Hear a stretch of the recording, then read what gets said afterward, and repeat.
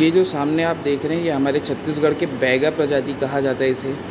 बैगा जनजाति की बहुत बड़ी संख्या यहाँ पे निवास करती है छत्तीसगढ़ पे, और उन्हीं को यहाँ पे नृत्य करते हुए दिखाया गया है।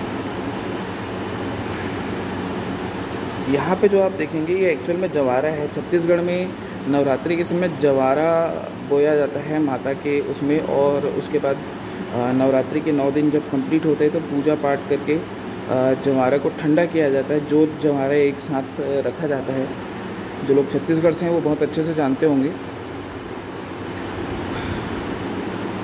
इधर जो आप देख पा रहे हैं ये राउत नाचा का एक दृश्य यहाँ पे दिखाया गया है। छोटी दिवाली जिसे हम बोलते हैं, गाँव में ये मनाई जाती है, आज भी मनाई जाती है। ये परंपरा आज भी चली आ रही है। तो उस दिन क्या होता है कि गोवर्धन पूजा वाले दिन गांव में गोबर का एक पहाड़ बनाया जाता है, और जो राउत जनजाति होती है यानी कि जो दूध दूहने वाले होते हैं, ग्वाले जो होते हैं, वो वहाँ पे नृत्य वगैरह करते हैं और एक त्यौहार जैसा उसे मनाते हैं, और सबको पूरे गांव में गोबर का टीका लगाया जाता है। तो उसी का एक दृश्य यहाँ पे दिखाया गया है। दोस्तों इस ओर जो आप देख रहे हैं ये पंथी नृत्य का एक दृश्य है जो यहाँ पे दिखाया गया है।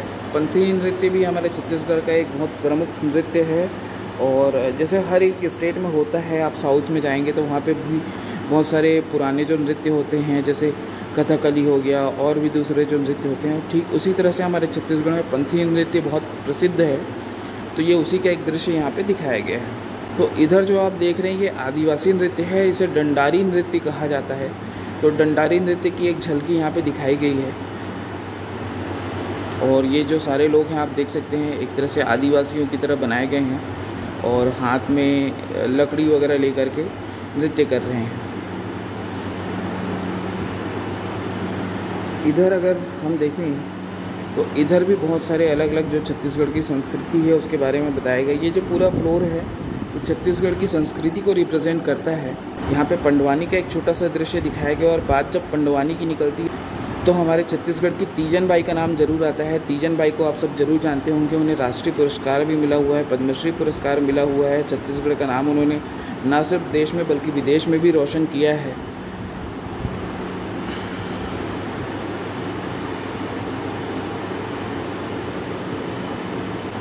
तो दोस्तों पंजवानी का जो हमने दृश्य देखा उसके ठीक बगल में यहाँ पे आप देखेंगे तो ये सरहुल इसे कहा जाता है।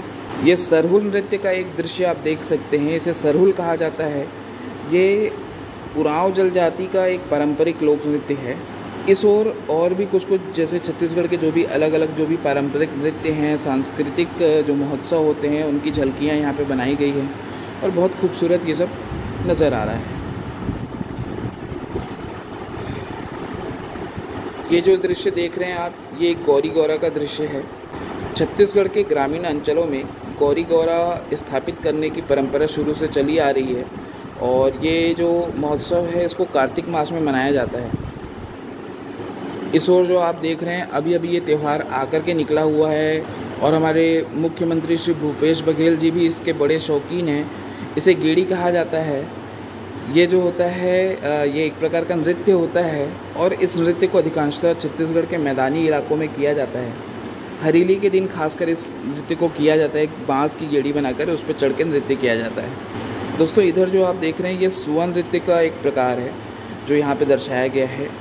सुआ नृत्य के बारे में आपको बता दूँ कि हमारे छत्तीसगढ़ में परंपरा है कि नवरात्रि के बाद दिवाली के पहले तक जो गांव की जो बच्चियां होती हैं और जो महिलाएं होती हैं वो घर घर जाती है, और एक इस तरह से जैसे आप यहाँ पे देख पा रहे हैं एक तरह से सुआ में या सूपा में तोता को ही सुआ कहा जाता है। तो आजकल तो खैर तोता वगैरह मिलता नहीं है, लेकिन दिया वगैरह जला करके एक भगवान जैसा बनाया जाता है, और फिर वो जा कर के उसके इर्द गिर्द नृत्य करती हैं, और लोग उन्हें कुछ दान दक्षिणा देते हैं।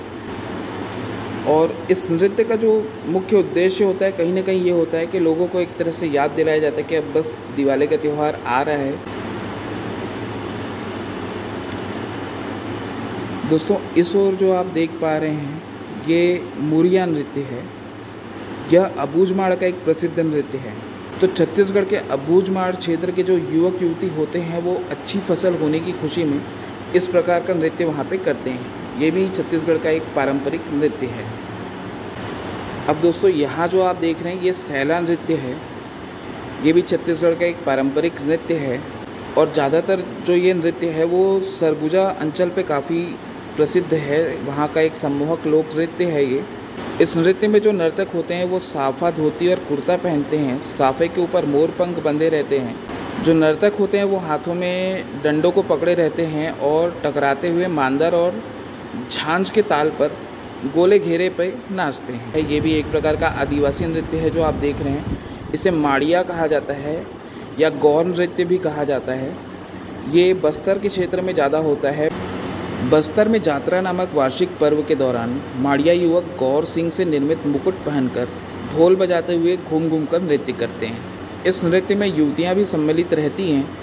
यह नृत्य अच्छी वर्षा, फसल और ग्राम की सुख संपदा के लिए किया जाता है।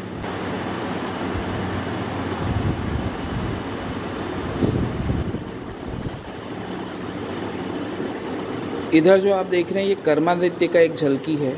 रायगढ़, सरगुजा और कवर्धा अंचल में यह नृत्य काफ़ी प्रसिद्ध है। यह नृत्य वहाँ की लोक आस्था से जुड़ा हुआ है। मांदर इस नृत्य का प्रमुख वाद्य यंत्र है। इस ओर की अगर मैं बात करूँ तो इधर भी गणेश जी की एक मूर्ति रखी हुई है और उसके साथ में भगवान विष्णु की मूर्ति रखी हुई है और ऊपर कुछ चित्रकला का उत्कृष्ट उदाहरण नज़र आता है।